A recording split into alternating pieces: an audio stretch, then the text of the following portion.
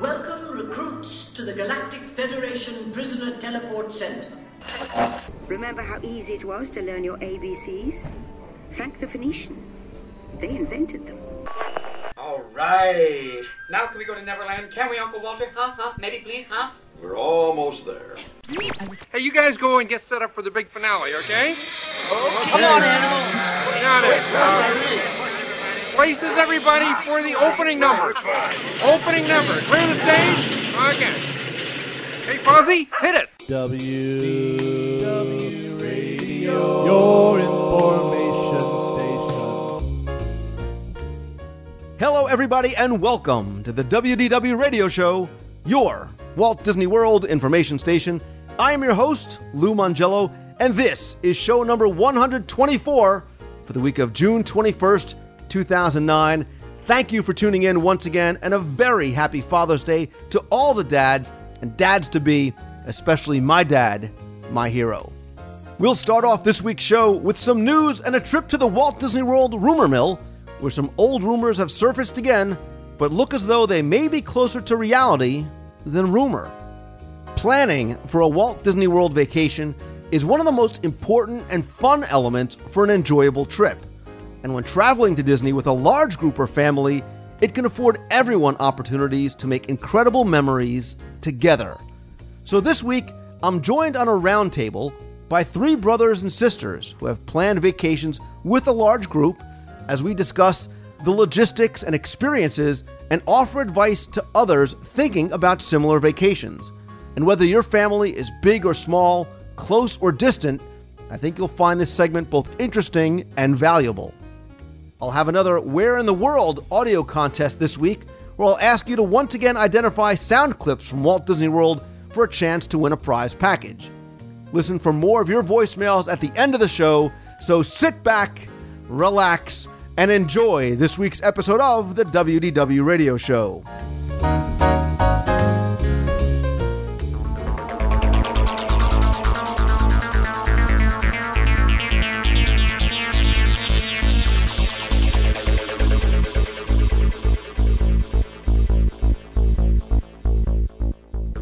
Starting off this week's news, Walt Disney World's online dining reservation system for its restaurants is now available at disneyworld.disney.go.com/restaurants. I'll put that link in the show notes, but you can simply go to that website, search for your dining location of choice in the search box, or select restaurants or the dinner shows box to find your location. You can enter in either a single date or a date range of possible dates. It's available. You can go and book online with no charge. And if the time is not available, an alternate or some alternates will be offered to you. Guests can book 90 days in advance and will need to provide the names of everyone dining as well as the ages of children. Modifications still need to be made by phone or cancellations at 407-WDW-DINE, and a credit card may be required to secure the reservation depending on the location. Now, I've had some time to play around with this. Very slick, very easy to use, very intuitive. Disney continues to tweak it since its launch last week. I think it will only continue to get better. I like the fact that they do give you some alternate dining options if what you're looking for is not available. And again, you can always still use the non-online reservation system by calling 407-WDW-DINE. Disney PhotoPass has introduced some new options for their CDs, including a new CD that includes all of the stock photos that you can find available for use in their products other than the regular photo CDs on DisneyPhotoPass.com. For just $39.95, you get to own 300 high-res images of Walt Disney World stock photos, including many that are not available on the PhotoPass website. Now, purchasing the Photo Gallery CD grants you a single license to use unlimited use of the images for personal use only, which means that unlike other PhotoPass CDs that you may get, you cannot distribute any of the photos that you purchase. You can't use them elsewhere other than for your own photographs and for your own personal use. Very, very important. Also, for all the photos that you've uploaded and added the Disney borders to, you can now also order an archive CD for $19.95. That also includes the license fee to print the photos with the graphics. Again, for more information, more details, I'll put the link to DisneyPhotoPass.com. Star Wars weekends may be over, but coming this October in both Walt Disney World and Disneyland, you're going to find 3 new characters from the Star Wars Potato Head series available for purchase exclusively from the 2 parks. Chip Baka, Mash Turriota, and C3 Potato will each retail for about $12.95. Again, I'll put a link to some photos that appear over at StarWars.com in this week's show notes. Speaking of Star Wars, I want to give a real quick big thanks to the folks over at Lucasfilm and StarWars.com. I was recently interviewed about the relationship between Disney and Star Wars in light of the recent Star Wars Weekends events. I talk about the past, the present, and the possible future of the relationship, and I give some trivia facts and some questions as well. I'm going to put the link to that in the show notes this week. Finally, in the news, Disney is testing a new Wishes fireworks dessert party in the Magic Kingdom starting on Tuesday, June 23rd, and continuing until Saturday, August 29th. It's going to be located by the Tomorrowland Terrace Noodle Station. The party is going to accommodate up to 160 people and will feature an all-you-can-eat dessert buffet as well as beverages, and are going to run from 1 hour prior to Wishes through the end of the show. The cost is just $17.99 for adults, $9.99 for kids, and can be booked and must be prepaid in advance by calling 407-WDW-DINE. That's 407-939-3563. Take note, important here, the dessert reception is going to be held regardless of the weather, which means it's probably going to be in a covered area, but there will be no refunds in case Wishes is canceled on account of poor weather. Again, you must prepay in advance, and it is non-refundable. Now, on to the Walt Disney World rumor mill, and I want to start off this week with one of the rumors that's really gained a great deal of interest lately, as possible leaks about it becoming reality continue to surface around the internet. And yes, I'm talking about Star Tours once again, because now, not only does it seem like what we're looking for is not just confirmation of when this is going to happen, but some interesting new details are surfacing about what may be coming as well. Now, rather than simply just a makeover of the story and effects, in true Disney Lucas fashion, the entire experience is going to be something unlike anything we have ever seen before if these rumors are true. The storyline seems to take us to a period between episodes 3 and 4. Thus, Queen Amidala is history, and so is Anakin, who's also now very bitter and for some reason chooses to wear a cape. Contracts have been signed, construction of the Death Star is probably underway, although it's been blown up countless times before in Star Tours, but I digress. The real wow factor here is going to come from the fact that unlike any other attraction or show or even simulator like this, not only will the story be told in digital 3D, but the story is going to change every time you ride it. Supposedly, and again, these are just rumors, there will be multiple variations in how the story begins and ends, as well as plot points in between. Obviously going to pay very, very close attention to this. If any or all this comes true, Star Tours quote-unquote 2.0 is going to be something truly, truly spectacular. So, speaking of rumors that not only never die, but may be getting closer to becoming reality, let's move over to Fantasyland in the Magic Kingdom, where I'm once again hearing talks of the expansion beyond just a new attraction coming to the surface once again. As I've discussed in the past, Fantasyland has a very, very large space available to it for expansion, as the Pooh's Playful Spot area only took up a small portion of the old 20,000 Leagues Under the Sea Lagoon, and there was already additional space behind there as well. So the rumor now is that in addition to a possible Little Mermaid attraction, similar to the one being built for DCA in California, the entire land may expand as well. And how will it expand? How about into an enchanted forest filled with Disney princesses, shows, a new attraction, storytelling, and special events? In fact, some of the surrounding literal and figurative landscape may change as well. We're keeping our eyes and ears peeled for more definitive information on this rumor as it comes out. Over at the resorts, I'm once again hearing rumors about Pop Century's legendary years being on the board for completion, but again, the subject of the animation theme instead of the legendary years theme is coming back to the surface. Now, as this one has been rumored for the last couple of years, I'm going to have to wait until I hear something a little bit more definitive before I start making my reservations, But if so, the animation theme and possible animation suites over at Pop Century would be a welcome and very, very unique addition to the resort offerings. Over at the Boardwalk Villas, they are rumored to be ready for a refurbishment that includes new flat panel HD TVs and new appliances, with rehabs starting this summer through early 2010. Finally, over on the Disney Cruise Line, I've heard talk about the introduction of the Turtle Talk with Crush show or technology being added to the ships, possibly in a dining location such as the Animator's Palette, which also may be getting some additional interactive technology upgrades as well. Again, this is one of those you definitely have to wait and see if this is really true, if it's rumor, if it is true, if it's going to happen on the Magic, on the Wonder, or on the new ships set to debut in 2011 and 2012. As anything additional comes out, I'll obviously report it here on the show. If you have any news or rumors that you want to share, you can email me at lou@wdwradio.com.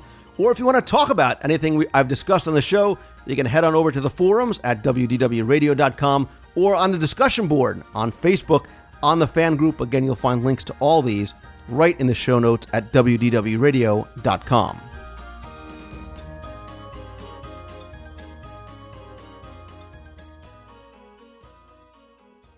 Smile, hug, look at the camera, hold your breath and say cheese. Cheese, little did they realize back then they were making memories.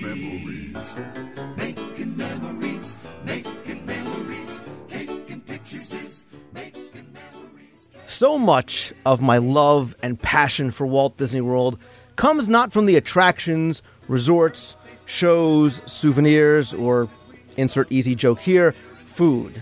Instead, it's deeply and firmly rooted in the memories that I made and continue to relish today of visiting Walt Disney World year after year with my family. From trips with just my mom and dad, to our yearly visits after my brother was born, to my father taking our entire extended family on an amazing vacation several years ago, the time I spent in the parks, at the hotels, and even the anticipation beforehand and reminiscing afterwards literally changed me as a person, and obviously, hopefully, for the better.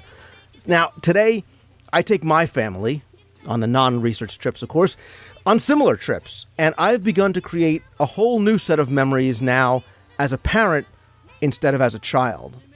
And as I started to plan my own vacations, so much of the joy came in just that, the planning. From making travel arrangements to dining, scheduling everything on Excel spreadsheets, making up little booklets with itineraries, to finding the best deal and so much more. Every part of the experience brings with it a memory that still puts a smile on my face. But what about the family or groups that grow from mom and dad and the 2.5 children to now adding in, Uncle Walt and his kids, my cousin Vinny and his litter of children, Grandma and her new boyfriend, Uncle Owen, Aunt Beru, and young Luke. There's a whole new set of things that you have to consider and a whole litany of logistics to manage. But I think with large groups comes great opportunity, both in the memory-making department as well as the experiences you can have while in Walt Disney World. So joining me today are a few members from just such a family. Josh, Matt, and Amber Olive are going to sit around the virtual roundtable to discuss their family's experience. From that one little spark of imagination which led to the idea, all the way through the planning, their time in Walt Disney World, their challenges, and so much more. So, Matt, Josh, and Amber, forgive the long introduction, but I want to welcome you all to the show. Well, thanks for having us, Lou.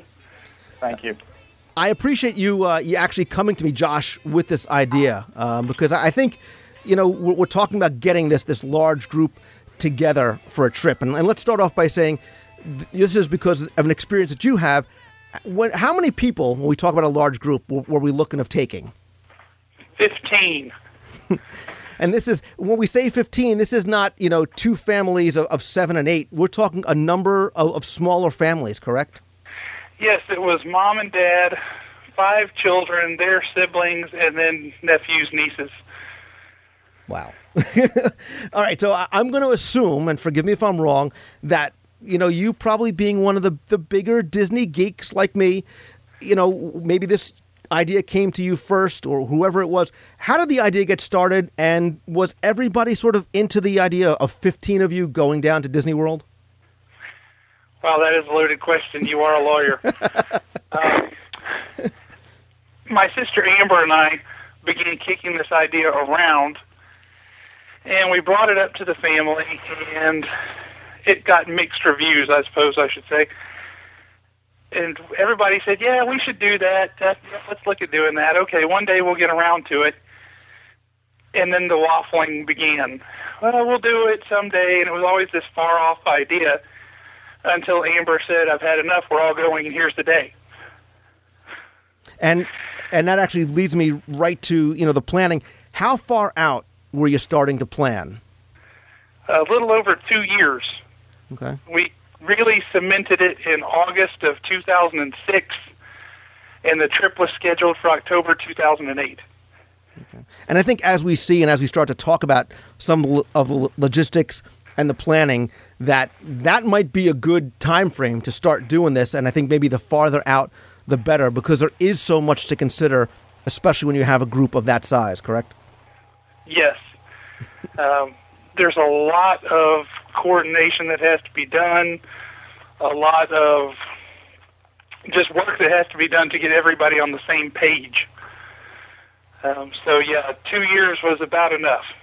I don't know. Not only that, you have to schedule time off, you have to raise finances and make sure that everybody is able to go without that excuse of, well, I can't afford it, because 2 years you can afford it. Right. And there's like you said, there's a lot of things that I think you need to take special care and consideration of when you're doing the trip planning. Everything from the costs to the accommodations to dining reservations that can accommodate, 15 people. We'll talk about some of the special needs, things like that. But let's get into the travel planning. You've now convinced or begged or persuaded, whatever it might be, the 15 of you to start going. Amber and Josh, you guys sort of took the lead in the planning? Yeah, I would say that's pretty fair. Amber's the one who really decided she had had enough. And she set the date and said, here's when we're going. So and credit for that goes to her. If she hadn't put her foot down, I don't know that we would have ever gotten started. Well, and then for Christmas, I just made up these piggy banks that I bought at Michael's that said Olive Family Trip or whatever. I just put on there, and then I put $25 worth of Disney dollars inside of each one. And for Christmas, I gave those to every one of our families. So it was kind of like, that here's your start now. Don't forget about it. Keep the money, coming somewhere so we can actually make this trip feasible. Right. And I think a big part of it, especially maybe for people that maybe haven't been in a long time or, haven't been maybe ever, a big part of it is that anticipation. Maybe before we get into the trip planning, we can talk about that, because I think what you did there with the piggy bank and sort of giving them that little nest egg to start off with is a great idea and starts getting people excited, especially if you guys are going to be doing a lot of the actual planning. But Amber, you did something else too as it started to get a little bit closer. You gave everybody else a little extra gift as well, correct? Yes, I did. Tell us about the Disney Survival Kit. Well, I made these Disney Survival Kits. Matt had sent me the Disney font on my computer, and so we were able to kind of print some things that, I just wrote on the sides of these big bags, the Disney Survival Kits, and I just tried to think of things that we may need while we're down there and things like that. But I just made one for each one of our families, which was 6 different families, basically, total. And I put things in there like first aid kits, and, I wrote a little sticker on the top that said, first aid kits, just in case we try to kill each other. And, I put some pixie sticks in there for a little extra, pixie dust, and granola bars, water. I put buttons in there that had our family logo that we'd kind of created. It said the Olives 2008, and different things like that. But I really started doing that probably about a month before we actually made the trip, and then I carried all those down there with us. But it was kind of a big hit because we decided to do T-shirts and buttons and different things like that we were also able to put in those bags, which was kind of fun. But we put schedules and for our park hours and all that kind of stuff in there too. So it was just kind of a fun, catch-all bag. But we did learn something very important about that, because I put laundry detergent in there as well, and that did not work so good along with the pixie sticks. They kind of tasted like laundry detergent. But they were still magical. It was magic. It's the thought that counts. It's a thought. She also had an instant pirate kit in there for the not-so-scary Halloween party, so nobody could say they didn't have a costume. Yeah, we had an eye patch and a bandana and a little ARG, so... Now, a quick aside, you talked about going to not-so-scary Halloween party. Obviously, you went in the fall, September, October time. Was that a deciding factor in when you were going to go? Did you try and plan it around a special event, or was that just sort of the most convenient time for everybody to go?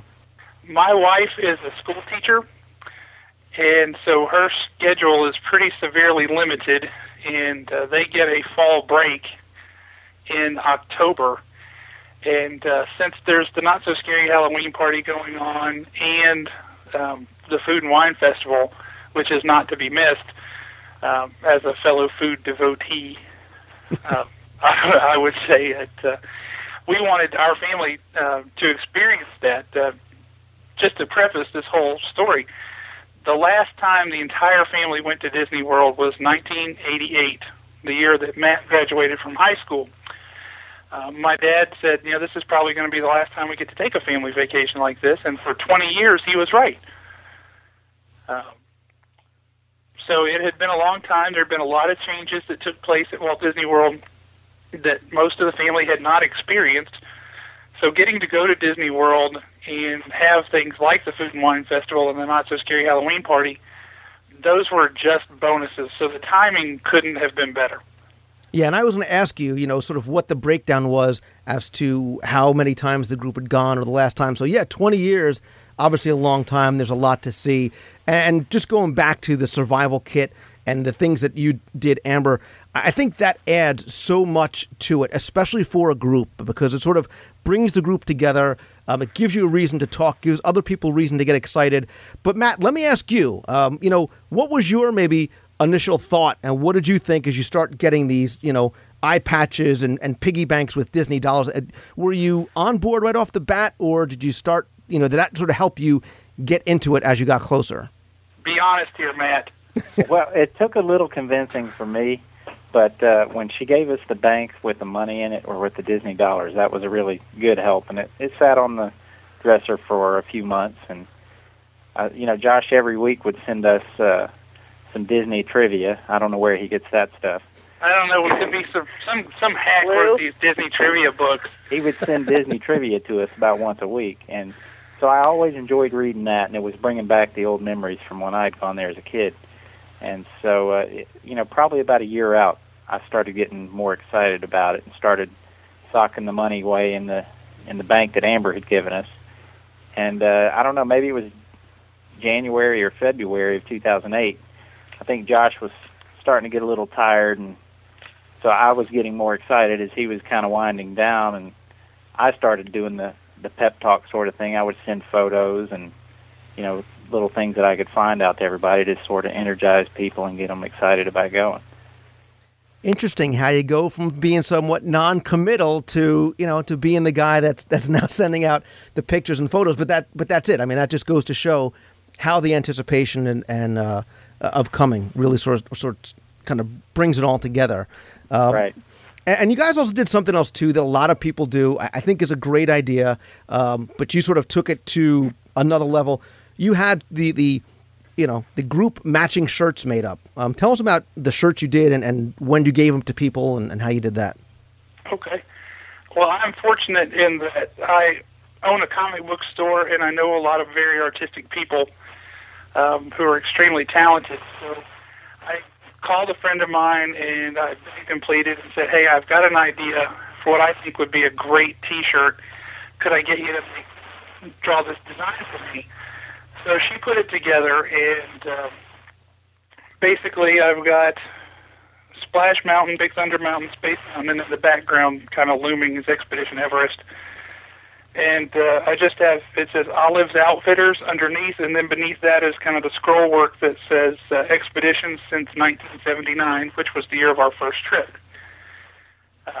And I got bright red shirts because, at Disney World, you can wear whatever colors you want.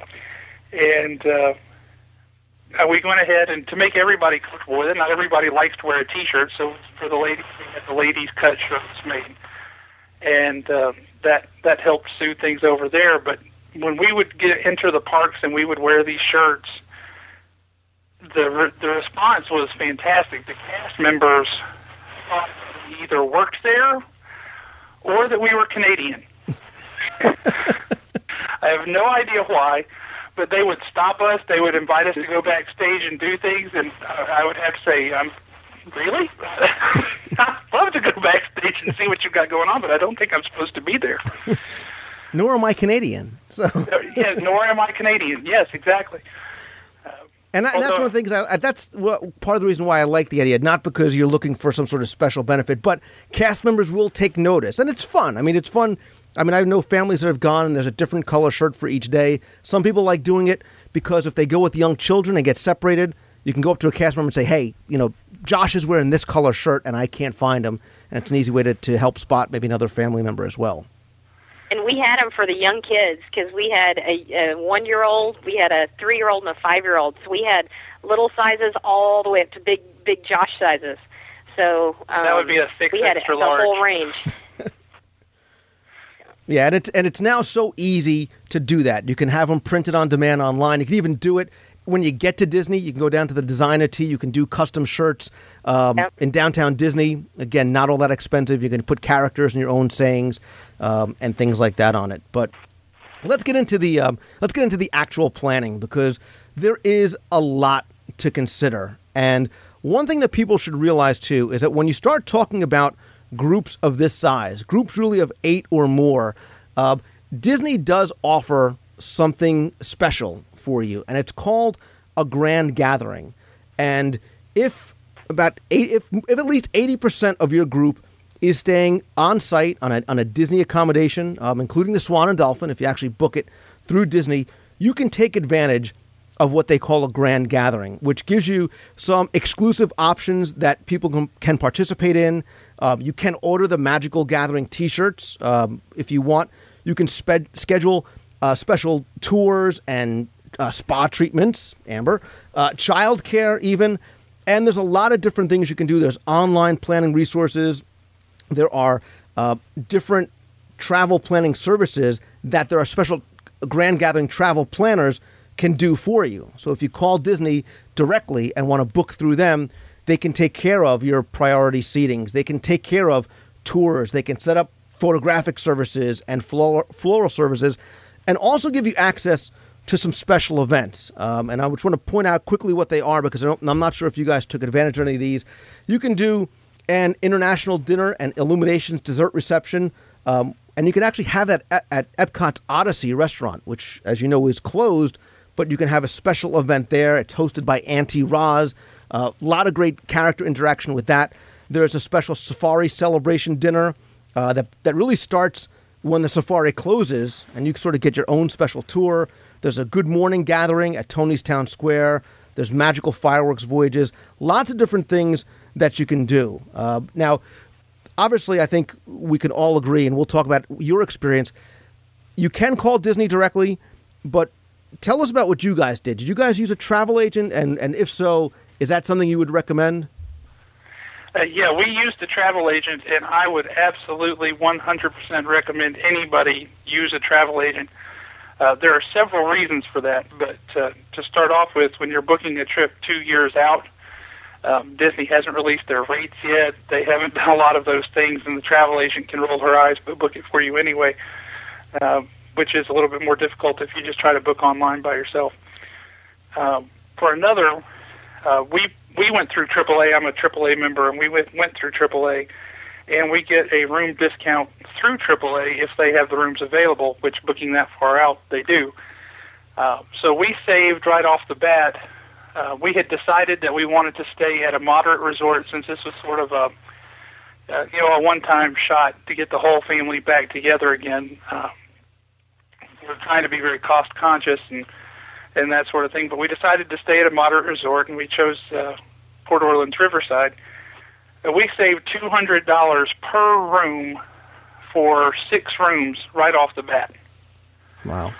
And then as things went on, we all put down our down payment, and final payments were due in August before our trip in October.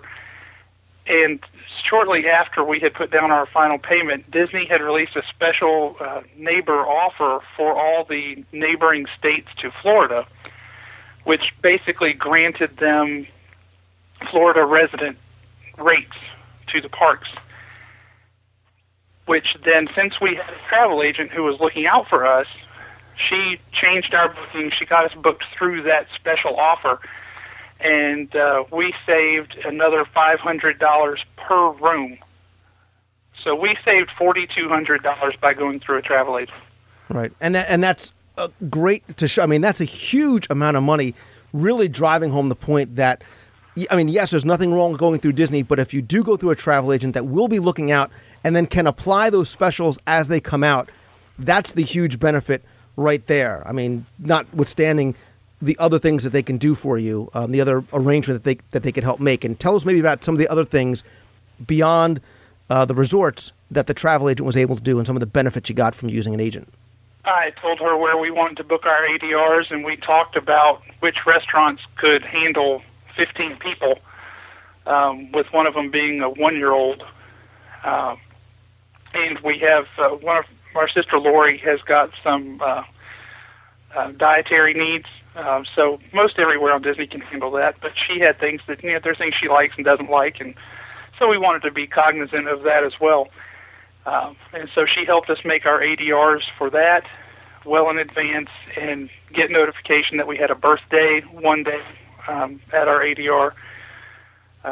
So yeah, she was very helpful in getting us where we needed to be when we needed to be there, and making sure that everything was ready for us. And I will say that I wish you could have heard her the day she called me to tell me that she was going to be putting $500 back in my account. I mean, let's talk about spreading some pixie dust. She was about as giddy as a schoolgirl. And that was a lot of fun for me then to turn around and call the family and let each of them know, hey, guys, we just got this fantastic deal. I liked that phone call. That was a good phone call. That was a good phone call. I got her a T-shirt made up from our trip as well that I gave to her, which I'm sure she has no interest in wearing, but she has it anyway. No, I'm sure she appreciated it. I'm sure your family looked at you as, you know, you are the hero now with the $500 return before you even get on property. Well, yeah, it elevated my geek status as the guy to go to in the family for Disney stuff. Right. So you talked too about some of the other things that the agent did for you, and one of the things, you know, that you mentioned that people need to take into consideration when you're talking about a group that size are the ADRs. And, you know, tell me how you guys were able to balance not only where you went and deciding, I mean, was this something you guys all talked about, or was it just a Josh and Amber, this is where we're going, and then finding out, well, hey, maybe 15 people can't go and eat there? We talked about it, and we really, you know, we looked at it and said, where do we want to go? What's going to be a lot of fun? And since Amber and I had been more recently than everybody else, they did kind of give us a little bit of free rein to say, no, you're really going to enjoy this. We should try this. You picture 15 people varying in age from 57 to 1 at the 50s Primetime Diner, Primetime Cafe, with a waitress who was really enjoying her role. We had a blast. Amber's husband is an instigator, and he got us into all kinds of trouble.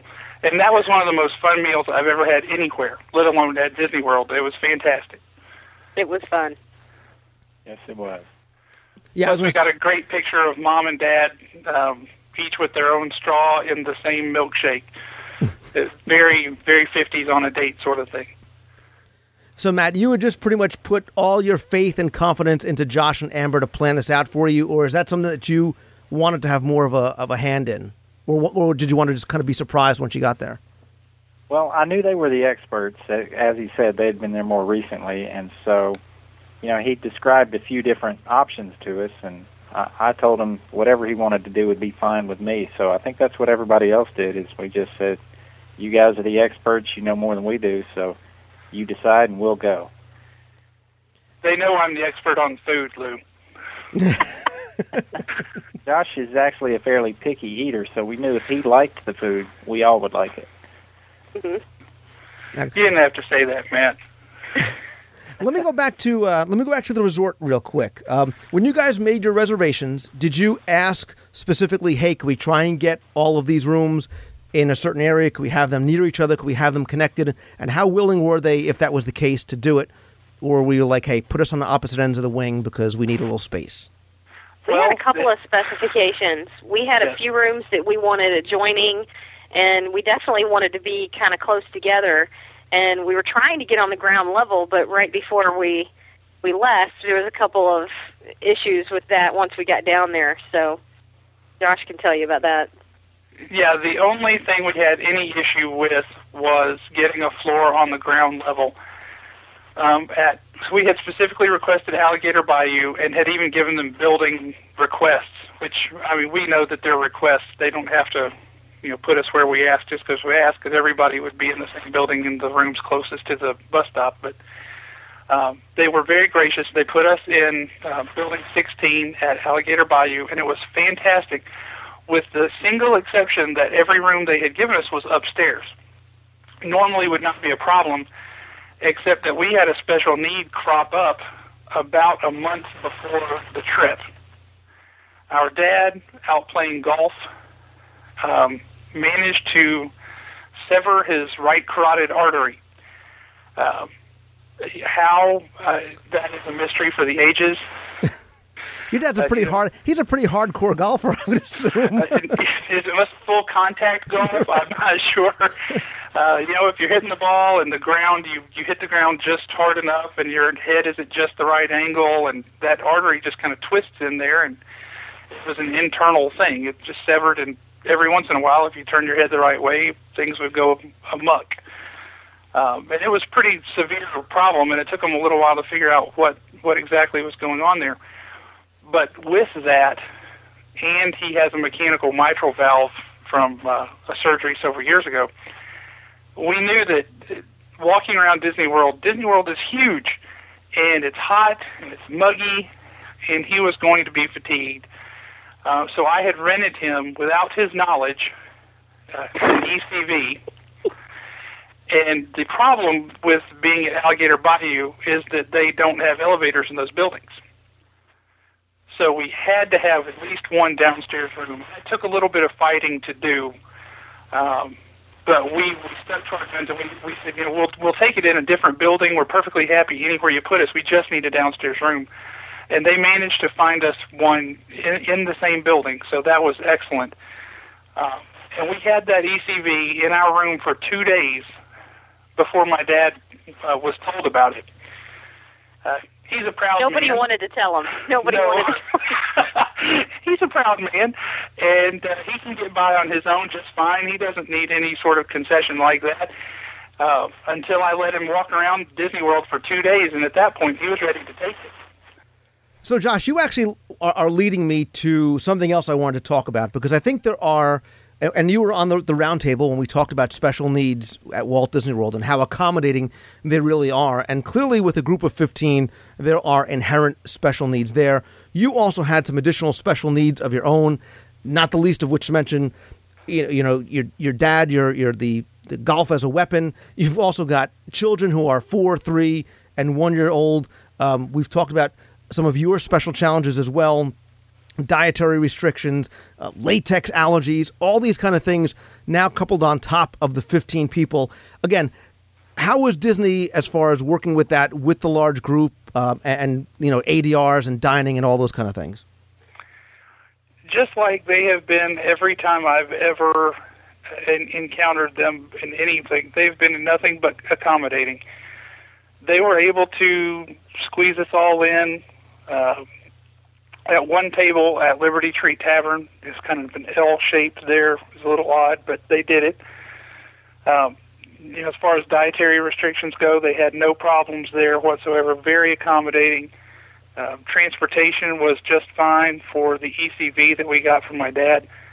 I've been there a lot, so I'm used to dealing with, what I can do and what I can't do, and where I need to seek accommodation. So that was easy enough. And I could, if it came to a ride where, if you're really tall, you need to sit at the front, I could tell the other people in my party who had the same issues, and we could kind of work things out that way. But just as always, Disney very accommodating with special needs. Right. And actually, what you said made me think about two things. Number one was you've got 15 people that you now need to transport from Port Orleans to the theme park or the restaurant. How did you guys do it? What did you guys use? Cars? Did you have a bus? Did you take the bus? What was the best way that you found to move the sort of large group around? We all have our own preference. Yeah, we all have our own preference. Some of us would take the bus just because we didn't want the hassle of driving, and some of us would rather drive, take the van, and do it that way. The ECV fit in the back of Amber's, what is that thing, a Yukon? A Tahoe, yeah. It fit in the back of that, so they would just fold it over, and my brother-in-law and my dad would pick it up and put it in the back of that, and it was better for him than trying to, back that thing up and maneuver it onto the bus. Well, one day we sent 11 people riding in that thing to get to one of the parks. And the benefit of the AAA is also they gave us a diamond parking pass, so he could park that right up front. True. And it's you were talking about the dining and Liberty Tree Cabin. Great example. They were able to accommodate you at an L-shaped table. Again, 15 people is a lot. Did you find that there were any places that couldn't, or if you did have to dine, they said, well, we're going to need to separate you into tables of 4 or 6 or 8, whatever it may be? They originally told us that about Liberty Tree, actually. They said, well, we're going to have to put you at multiple tables.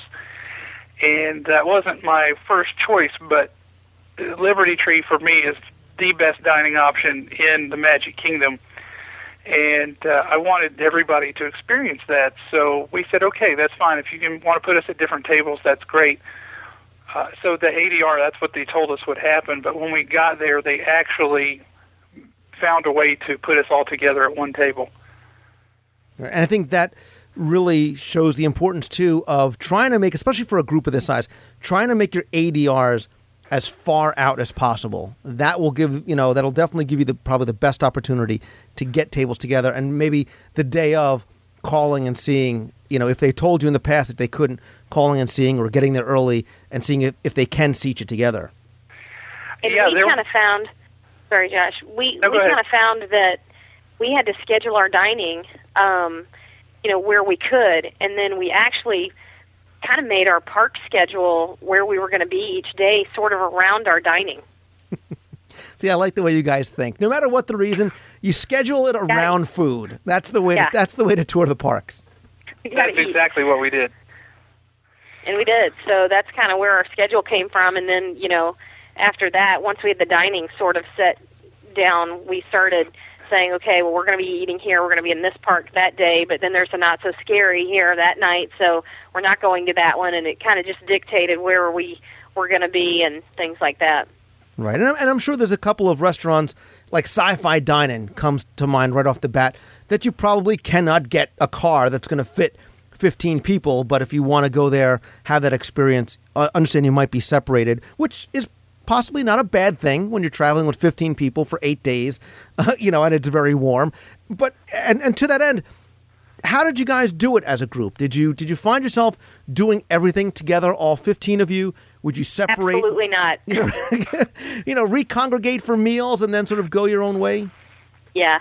A lot of times, yeah. We had days scheduled where the whole family would be at the Magic Kingdom, and we would say, we're going to do these rides together. Or at the Epcot, I wanted to see my dad's face the first time he rode Soarin'. And it was fantastic. I didn't watch the film at all. I just watched him, and that was a blast. So, things like that. We scheduled it around the food. We wanted to do certain things. There were things I wanted to see the whole family do. Some of them were successful, like Soren. Some of them not so much, taking a 3-year-old who's a little bit scared of the dark onto Pirates of the Caribbean as his first ride at Disney World was perhaps That was a bad move. He was a little bit nervous on It's a Small World after that. This is another evil boat coming to kill me. But one of the things we did was we scheduled time off from each other, from any responsibility to meet up and do anything together at all. We were there from a Saturday to a Saturday, and we had Tuesday and Thursday both scheduled as completely free days. If we saw each other, great. If we didn't, great. And that helped everybody kind of recalibrate and do things at their own pace, go where they wanted to go, pursue their own interests without having to be accountable to anybody else. Right. And I have to assume that's probably one of the best tips that you might give is don't try to schedule all 15 people every single day to do the exact same thing, because you will need the survival kit, because it will get to a point that you're going to kill each other. And Matt, maybe you can speak to that as somebody who was sort of brought along on the trip. Did you like having that time on your own and sort of separating from the group because maybe there were things you did want to do or didn't want to do? Yes, I did. And my wife needed that time also. She doesn't want to be around everybody every day, and I understand that. So we do need that time, and we ended up even spending that time together. Amber and our families went together to downtown Disney on one of the off days, but it was good because there was no commitment, and we could just do whatever we needed, and it does keep you sane. Right, and I think having the idea of giving people some itineraries and some planning and stuff to carry around every day with the schedules is great, as long as you're not trying to force or lock people in, because that's going to detract from your experience and from their experience, I think, as well. Absolutely. Yeah, Matt made up our whole schedules for us. He put the logos for every park on there, and he had all the hours on there for extra magic hours, which parks, it was everything. With the ADRs and confirmation numbers, birthdays, anniversaries, it was a perfect schedule. I'm the designated geek, so I do the Excel stuff and all the photo stuff. And so Amber took those schedules that I made in Excel, and she laminated them. She shrunk them down and laminated them, and those were in the survival kits. So at a glance, you could tell which parks had the magical hours and what days and what times the parades and fireworks shows were, and that came in. And what park we were going to be in that day. And what park. Right. Yeah. And that's great, too. Again, if you guys are separated either intentionally or unintentionally, it's an easy way to sort of find out where people are going to be at what times without being right on top of each other all the time. But you did do something else where everybody did get together for the most part, and that were some special events. And these kind of things, Josh, you talked about, 20 years in between these type of reunions, special events, birthdays, anniversaries, whatever it might be, can really play an important part of that. And you did have some of these things on your trip. Tell us about what they were and how you planned them and what those were like. Well, initially, we had looked at some of the green gathering opportunities, thinking, how often are we going to do this? And Disney offers these things. We want to take advantage of them. We had settled on the magical fireworks cruise with the Peter Pan characters and all that. And they ended up shifting the Not So Scary Halloween Party schedule to the night that we were going to do that. So it wouldn't have been the regular edition Wishes. It would have been Hallowishes, which is awesome. But we were going to do that later. So we opted not to do that and instead looked at the Not So Scary Halloween Party as our own grand gathering,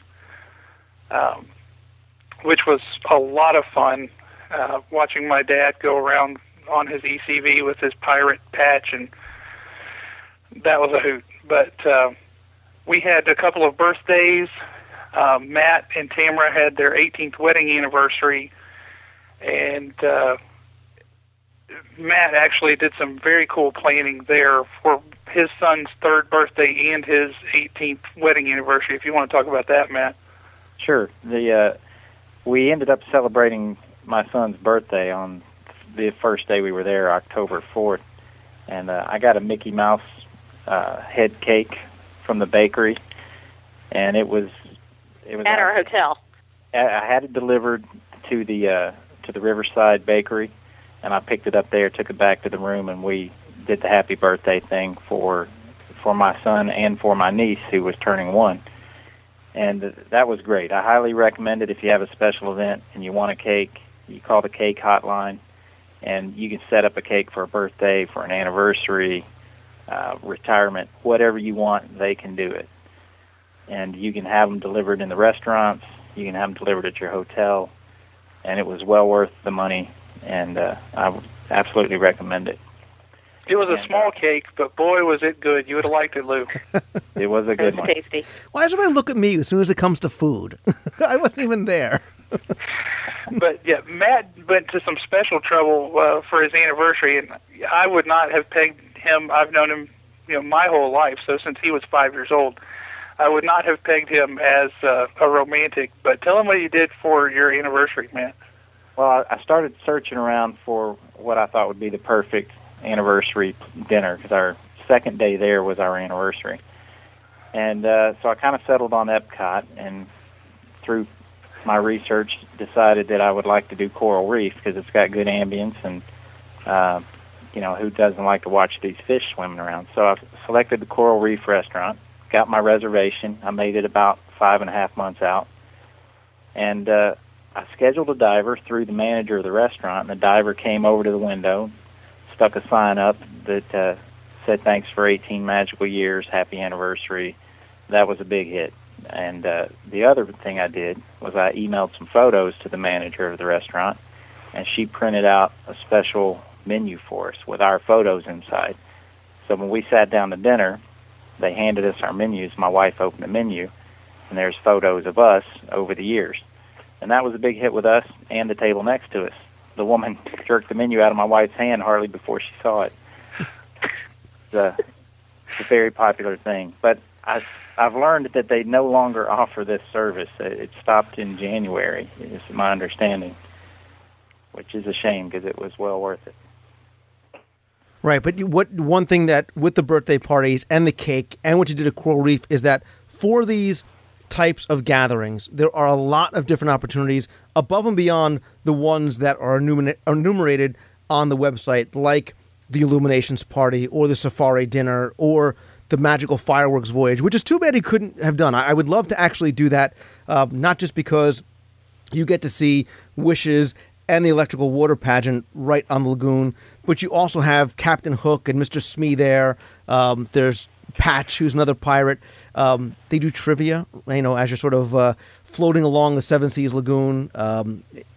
There's stories and things for kids and adults, and not all that bad. I think it's at $42, $43 per person. And again, if you have one of those special things like a birthday or an anniversary, it'll really that could be something else special that you can do. But you can sort of customize it however it is that you want. And again, whether it's Disney or your travel agent, they'll be able to help put all that kind of stuff together for you. Yeah, they're very, very flexible in helping us plan all those things and make this what we wanted it to be, which was a way to bring the whole family together again. 20 years is a long time. My mom and dad, they had never seen Animal Kingdom. My mom had been since they had opened MGM Studios, but for my dad, all of this was new. And the whole trip could easily be summed up. The first day we were there, we got off the bus right outside the Magic Kingdom. We're walking toward the turnstiles. I turn and I look at my dad, and he has this huge grin plastered on his face. And I said, "What are you thinking?" And he just looked at me and he said, "I never thought that this would happen." And he was happy as a clam, and that was what that whole trip was about for me. I was going to say, that must have been it right there. I mean, that's sort of the culminate. That's what you hope to see. Yeah, he kind of spoiled it by putting it so early. All the anticipation was gone then, but I'm teasing, of course. It was a moment. It was really the kind of thing. It's what you wanted to see, and I was very, very glad that we were able to put that together. Well, and the other moment was riding my dad's favorite ride, which is It's a Small World, and all 15 of us fit on a boat. That was a close thing. There's not a whole lot of rides where that many people can ride it all together at the same time. So that was really fun. Yeah, we managed to put in a few of those with the whole group together. Pretty much any of the larger boat rides, we could get everybody in one vehicle. Kilimanjaro safaris, we were all able to get into one vehicle. But yeah, those moments where we could share that were absolutely priceless. Well, and as you were talking about that, instantly what came to mind is obviously capturing these memories and bringing these home. And when you have 15 people or more, even less, it's got to be hard sometimes to get everybody together and take pictures. And again, the first thing that came to mind was the use of Disney's PhotoPass photographers. Again, there are special things that you can set up as part of a grand gathering with Disney's photographic services, where they can actually have a photographer to meet your group at your resort or a theme park, to take several photos, sort of your own private photo session, and then you'll get a book of proofs, as if you were doing it like for a wedding. You can order that, obviously, something you need to book in advance. But what about something like PhotoPass? Did you guys take advantage of the PhotoPass photographers? We had never used PhotoPass before, but Matt looked at it and said, "Hey guys, I think we should try this." And so we said, "Yeah, that sounds like a great idea with this many people. Let's do it." And Matt handled it all from there. Well, it's a value you can't beat. I listened to your show about it a couple of weeks ago, and when you pre-order that CD for $100 and you've got 6 families, you just can't beat it. We came out of there with, I think it was around 700 photos after I did some editing to them. But, everybody got a PhotoPass card when we got there. And when everybody went their own way, they took their photos, and at the end of the trip, I took all the PhotoPass card numbers with me, since I'd pre-purchased the CD, and I entered them in, and I got a disc sent to the house, and then I burned copies for everybody, because you have the copyright to those photos. And I was able to give everyone a CD with all these PhotoPass CDs, and it's absolutely worth $100. Right. Plus, also, it saves you from having to worry about getting another guest to take your picture or who's not going to be in the picture, again, because these are memories that you're going to take with you. And again, you want to share with everybody else in the family as well. Right. And we had some great group shots of us in front of the castle that I don't think we could have had a guest or, someone else walking by, grab our camera and take a picture like that for us. So that's really a priceless photo. And you're literally just walking around. You're literally just walking around like, hey, we already got the PhotoPass. Let's just shoot away. So you want to just, anywhere that they're taking pictures, I mean, what the heck? You've already paid for it. Just, take as many pictures as you can. Yes. And on top of that, what we did was everybody every night would hand their memory card over to Matt, who had brought his laptop, and he would download everybody's pictures. So on top of having the PhotoPass photos, we also had our own individual photos that we could all compile into, as I said, 2,500 pictures from this trip. Right. I burned DVDs for the entire family that had every image that every person took, all the photos, past stuff, and every image that every individual took on. It actually ended up being 2 DVDs, and I sent those to everybody. So we all have the photos. There is a ton of memories. Everything we've talked about tonight, I have photos of. See, now that's funny, because from our initial conversation, you sort of feigned, you weren't all that into it. Quietly, I'm discovering that you really are the hardcore guy. You were doing all the stuff pre-planning, and afterwards you're getting all the photos together. This was maybe like a big turn for you, going from the initial, sort of ambivalence about it to, I'm now organizing 2,500 photos into DVDs. Yeah, and now he's into like Walt Disney World books and trivia. That's what he wanted for Christmas, Well, yeah, and I was lucky enough to have a brother that drew my name for Christmas, and I got lots of good Disney books. But I guess 6 months out is when it really started catching on for me, and the closer we got, the more excited I got. And I had my son turned 3 while we were there, and so I was kind of building him up and sort of holding Disney school here at home, getting him ready to go. And, my magic... Holding Disney school. My magic moment was when we walked in to the Magic Kingdom and he first saw the castle, he pointed at it and said, "Look, Daddy, it's Disney World." And, I mean, that's just priceless. And so I really did get excited about it, and I've maintained that excitement since, and I'm ready to go back. And that's the thing that I think makes Disney World and sort of separates Walt Disney World from trying to get a group together anywhere else. Because I think, for the most part, except for those, late night hours when you've just been together for way too long and you're way too hot, it affords you the opportunity to do some of these special things. And do you guys feel, I hate to use the word, do you feel closer after this trip, maybe because of where you went and because of the type of experience that you had? Absolutely. Yeah, Definitely. no question. We spent time talking on the phone and just getting excited about this and stuff, where we probably wouldn't have been speaking to each other, and not about those kind of things. It just gave us something to talk about together and to get excited about together, and then finally, it was here and we got to do it, and we're still talking about it, Lou, when we were kids, Matt used to beat me up a lot. I want that on the record. Oh boy, here it goes. Just so you know, you cannot use this podcast in any legal proceedings afterwards. So,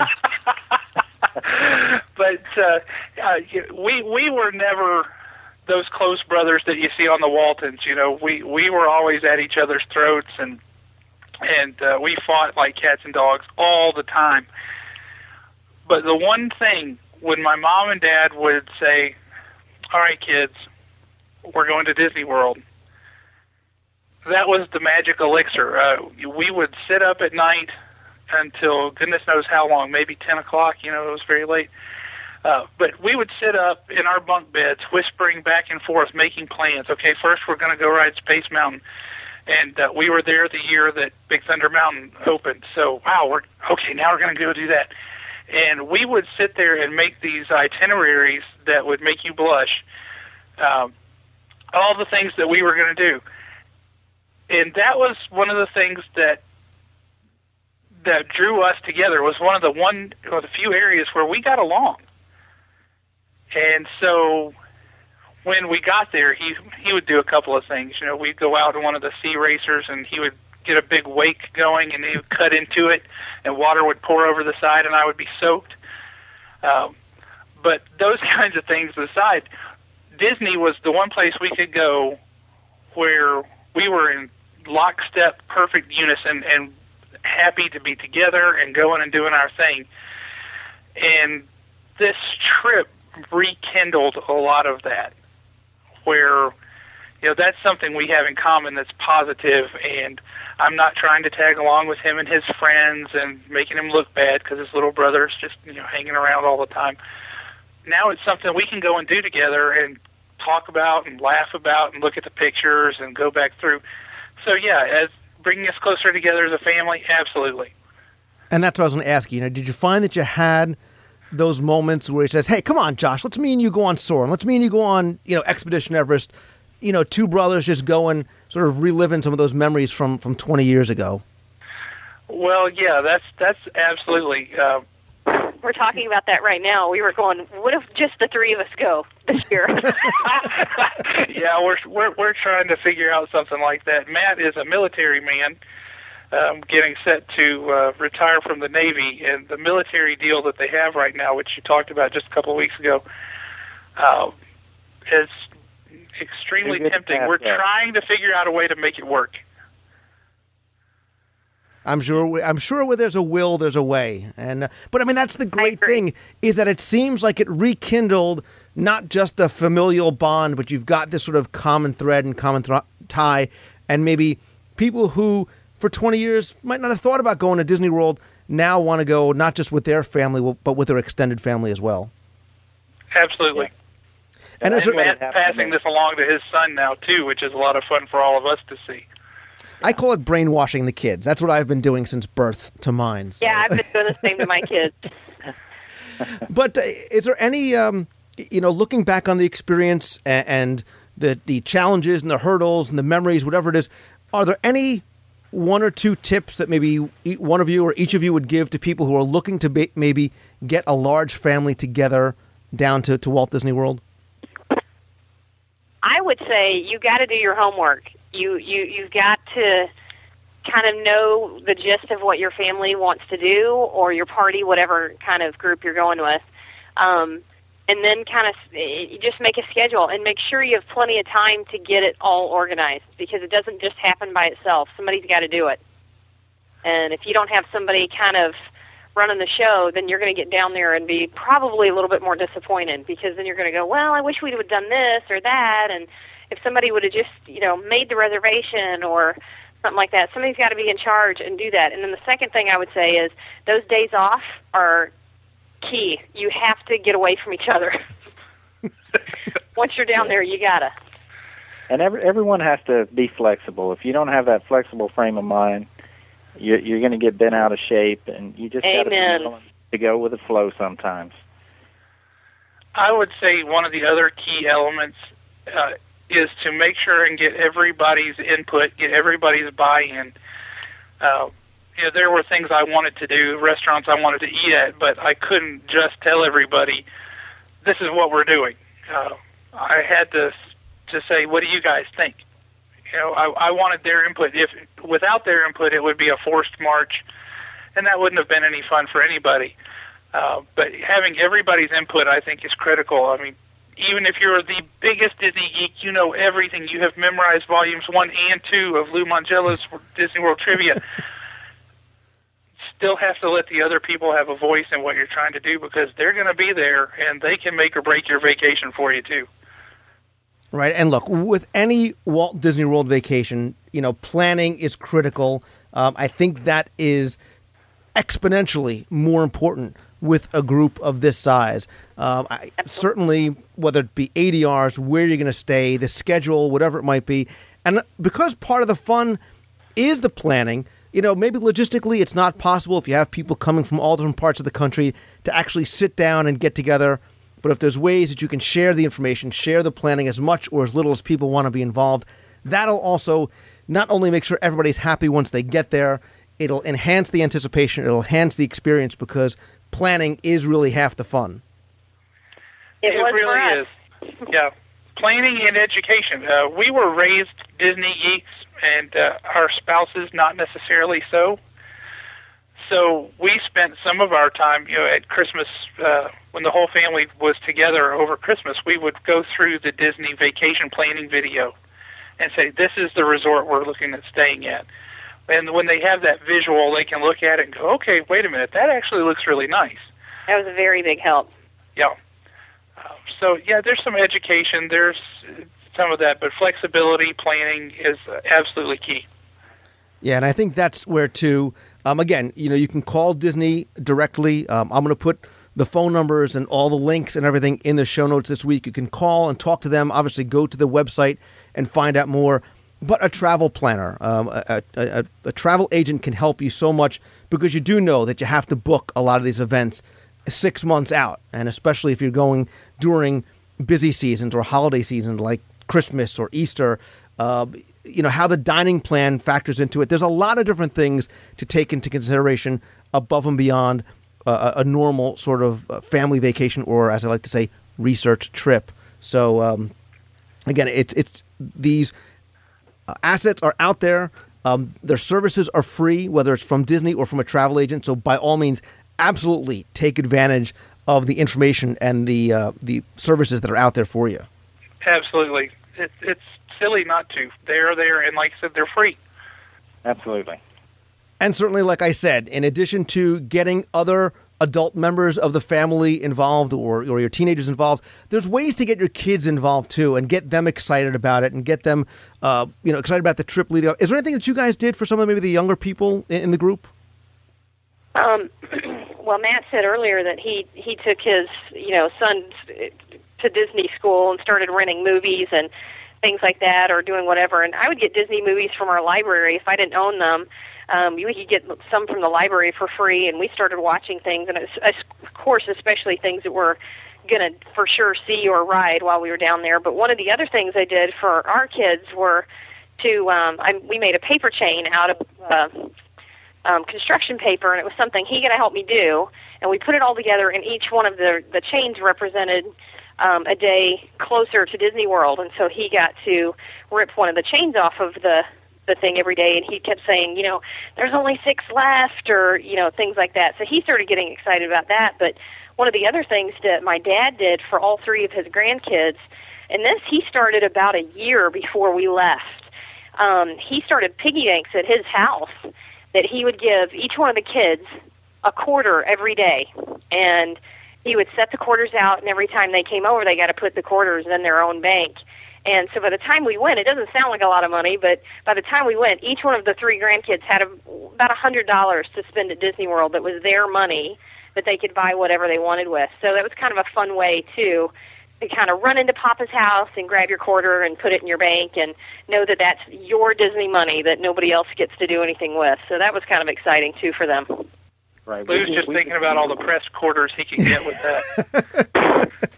We watched lots of Disney movies, and I would go to YouTube, and we would watch parades on YouTube, and we would look at photos online of the Magic Kingdom, and I would sit him in my lap and describe everything to him. And like Amber said, we would watch movies that had rides, like Peter Pan. My son didn't see Peter Pan until about 2 months before we went to Disney World, and Peter Pan was his absolute favorite while we were there, which was great because he got to meet Captain Hook and all this good stuff.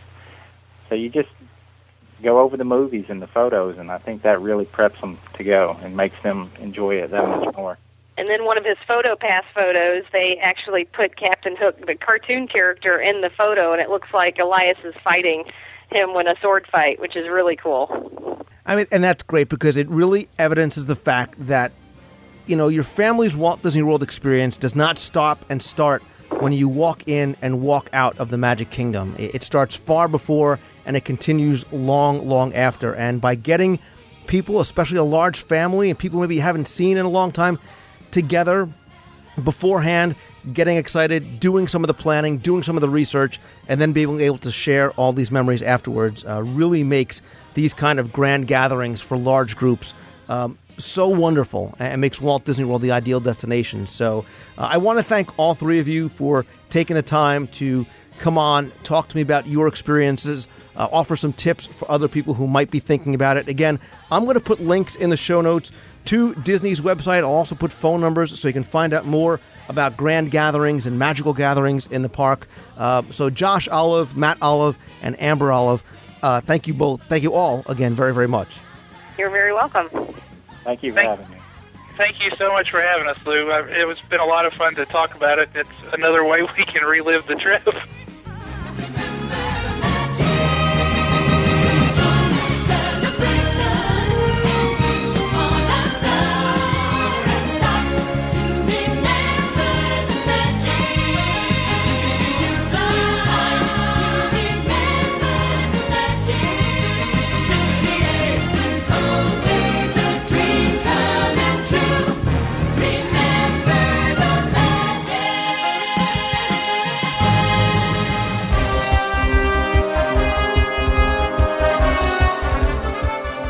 It's time for this week's Walt Disney World Trivia Contest. We didn't have one last week, but this week I'm going to go back and try another audio trivia contest, simply known as Where in the World Have You Heard This?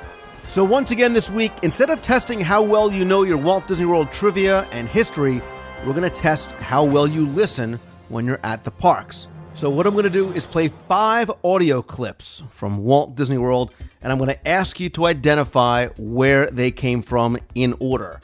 So all I need from you is to send me an email with the 5 clips in order, as well as your address and your shirt size, because the prize this week, once again, is an all-new navy blue WDW radio silk-screened logo t-shirt. So without further delay, tell me, where in the world have you heard this? And someone to watch over her, to keep her out of trouble all the time. Purple and blue from Twilight Hours. Test sequence is downloading and we're clear for dispatch. Okay, let's move them ahead for test 1. After years of stumbling around, we'll launch a new idea. Our first safe highway, water. You will be on board Body Probe Bravo 229er. Your mission will take you to the location of that splinter. So there you go. There are your 5 audio clues. This time, you're going to have 2 weeks to enter the contest, so you'll have until 11:59 p.m. on Saturday, July 5th, to email your answer, your address, and your shirt size to lou@wdwradio.com. I'll take all of the correct entries, put them into a pool, and I'll randomly select one who will win the WDW Radio Show t-shirt. Hope you guys are enjoying these. I'll keep doing these, as well as some other trivia contests in the future. So as always, good luck and have fun.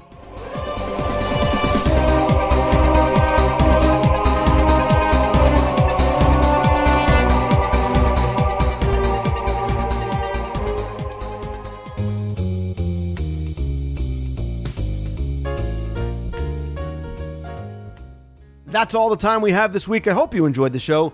Big thanks go to Josh, Matt, and Amber Olive for joining me on this week's roundtable. I posted a new video this week. It's an exclusive interview with Disney miniature artist Robert Olszewski. We talk about his career and work on the Disney miniatures and other products, as well as tour the art of Disney with the artist, showcasing some of his work. I'll have more videos coming out this week and in the future. Look for those on the site, in iTunes, and on YouTube. I have some overlooked experiences, some things I think you're really going to enjoy over the next few weeks or months.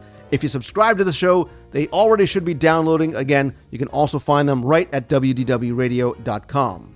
I mentioned on last week's show some possible dates for upcoming Meet of the Month.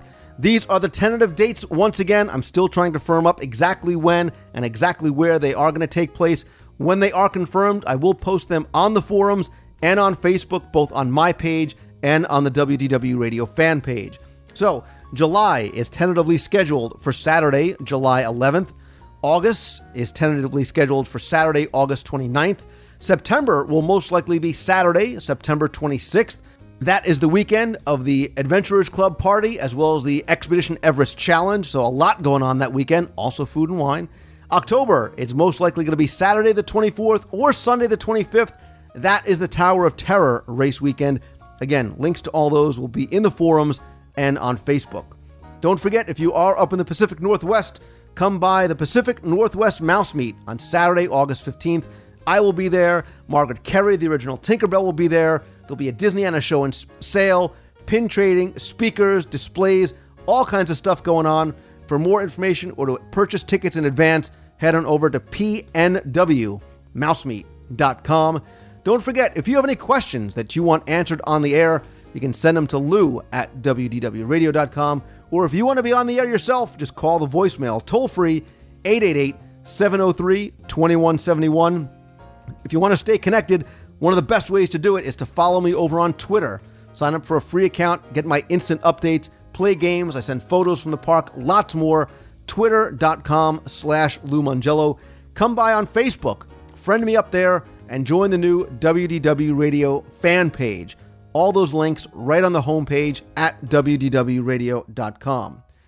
I know it's been way too long since I've done my last WDW Radio live video broadcast and chat.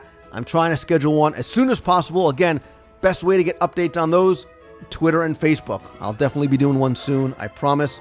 Celebrations Magazine. To subscribe or purchase back issues, you can visit celebrationspress.com. And if you want to contribute, whether it's an article, a letter to the editor, a photo, a suggestion, or if you have time and talent that you'd like to help share with us, come and visit us over at celebrationspress.com. Thanks as always to my partners and sponsors, including Mouse Fan Travel. They are my recommended travel provider. You can find them over at mousefantravel.com. And as always, everybody, if you like the show, please help spread the word. Tell others about it. Post about it in Twitter. Review us in iTunes. Come say hi on Facebook. And join the WDW Radio Show fan page. And join the forums at WDWradio.com with more than 32,000 like-minded, welcoming, friendly family members. Come on over. Free to join. Again, that's WDWradio.com. Look for the forum link at the top of the page. And of course, my friends, thanks as always. You know I mean that. For tuning in, for taking time out of your week. I really, really do appreciate it. So until next time, I hope you guys have a fantastic week. Remember to always keep moving forward Happy Father's Day. Thank you, Dad. See ya. Hi, Lou. This is Sharon from the suburbs of Cleveland. I just listened to show 123, and the one comment that I have to make about the Empress Lily is I really appreciate that you do all the interviews on location. Please keep that up. It almost brings the excitement of listening to the show when you're there, not just in a studio somewhere. And I have to tell you a funny thing. Just this past week, I had my daughter's 2-year-old birthday, and I was officially called a Disney freak because of listening to podcasts like your show and constantly looking on the internet about things about Disney World. And you know what? It's okay. I laughed with them, and I heard comments of how Disney hasn't changed in certain areas like Fantasyland, and how it's not like Universal, and I don't want it to change. I want it to stay the same. I haven't been to Disney many times, and I think at one point in time it just hits you of how special Disney World is, and of how even as an adult that there's not many things in this world that has an innocence and just an enjoyment of imagination, and I think that's where Disney World and Disneyland hits it very well. And I just tell my kids, the older you get, don't worry about it. Just have fun in your life, and don't grow up too fast. Keep the child in you. And I just really appreciate your show, and I do enjoy at the end of the day listening to it, and it really does top off the day. Thank you so much. Bye-bye. Hi, Lou. It's Michael from Melbourne, Australia. That's Nicky D78 on the boards. Just wanted to thank you for the show. Living in Australia, we're about 9,700 miles from Disney World, so we don't get there as often as we'd like. But your show brings us some Disney magic each week, so it doesn't seem quite so far away. Just wanted to say I really enjoyed the interviews you did with the custodial and horticultural cast members. It's just amazing what they're able to do each night to make the park look perfect. And I really enjoyed hearing a little bit more about what goes on behind the scenes each night.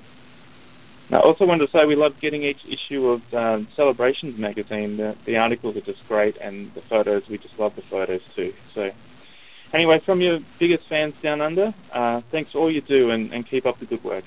See you, Lou. Hey, Lou. This is Teddy Z calling from New York City.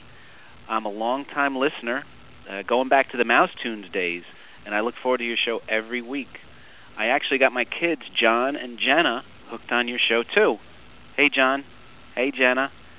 They surprised me a couple of weeks ago when I heard their voices on your voicemail at the end of the show. Actually, I've got a surprise for them. They don't know this yet, but kids, we're going to Disney World to celebrate John's 12th birthday. Surprise! Maybe you can give us some tips for special things to do in Disney World to help us celebrate, Lou. Anyway, thanks again for a great show, and we'll all be sure to keep listening.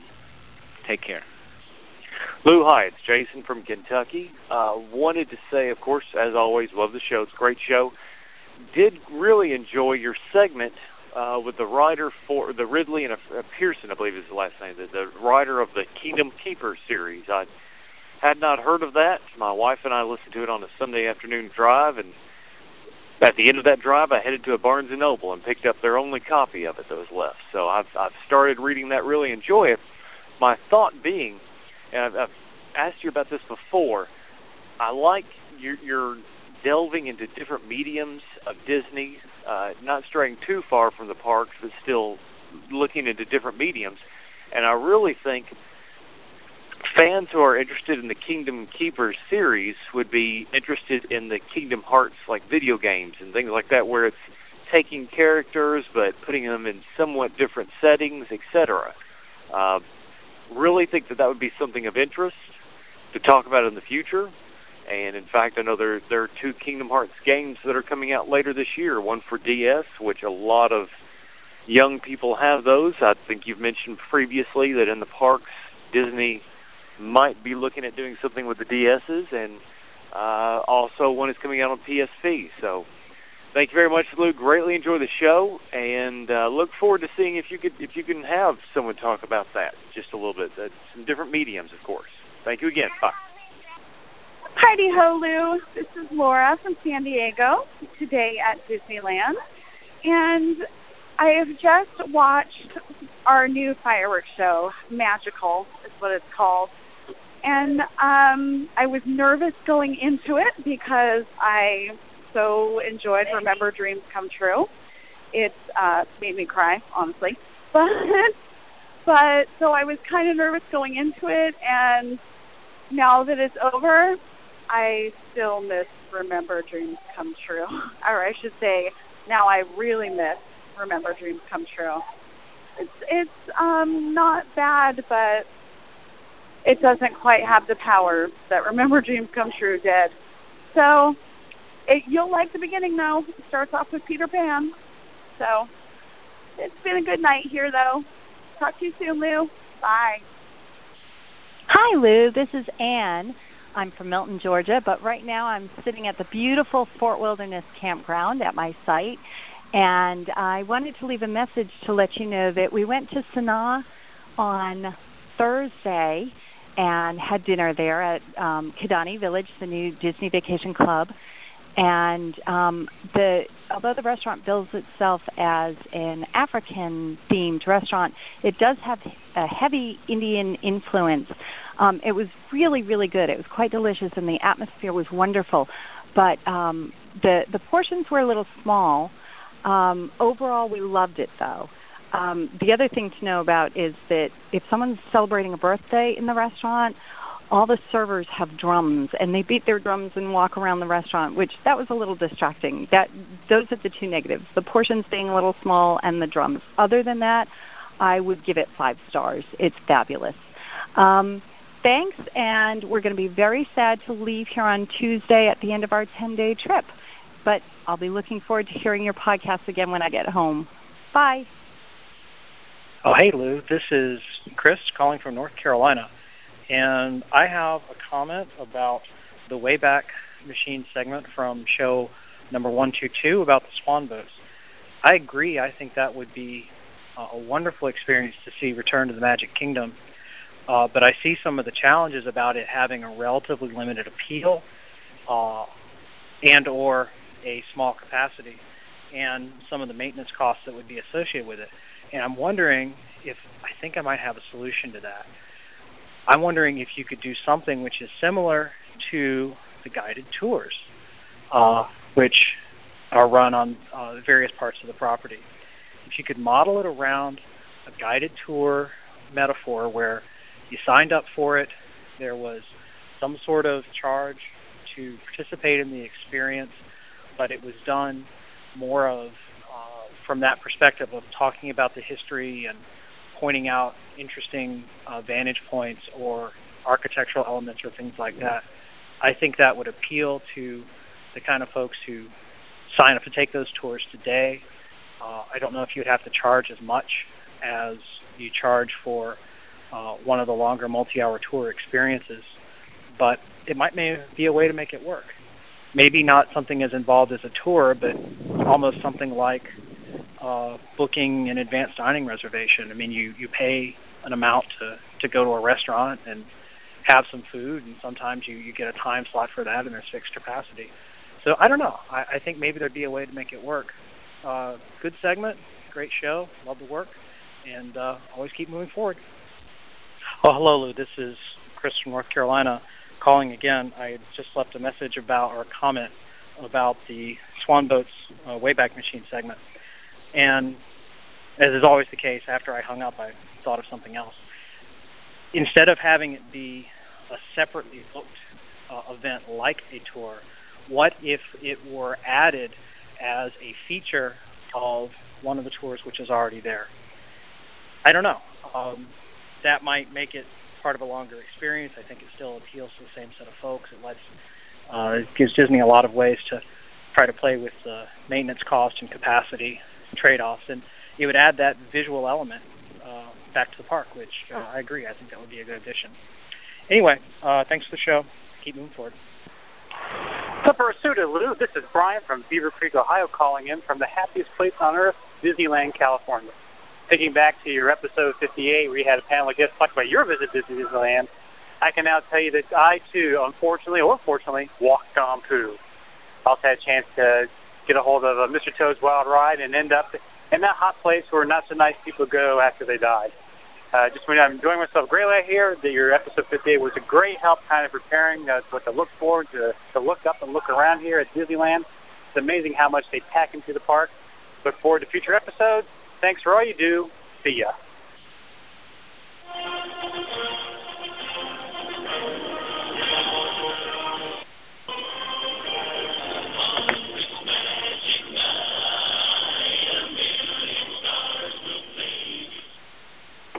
Hey, Lou, it's Josh. It is time for everyone. Get excited. Hold on to your hats. Sit down. Make sure you have something to drink because, it's time for more WDW visitor tips. All right, for this week's tips, I'm going to give you two. Tip number 12. For anyone who enjoys the characters, because that's one of the fun of Disney World, is to meet all the characters and everything.